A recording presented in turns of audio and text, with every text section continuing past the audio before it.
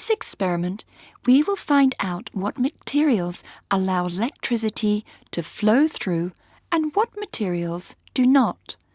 First, design a circuit to test whether each of the following 9 objects or parts of an object allow electricity to flow through.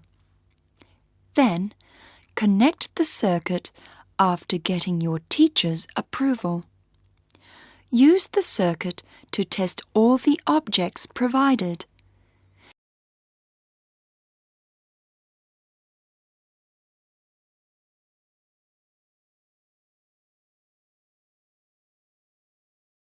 Record the results in a table.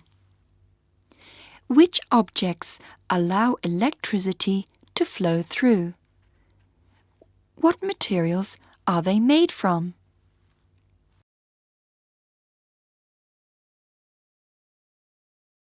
In this experiment, we find that some materials allow electricity to flow through, but some do not.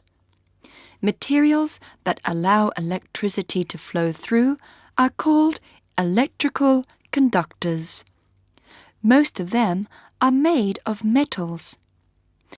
Materials that do not allow electricity to flow through are called electrical insulators, such as rubber, plastic, and wood.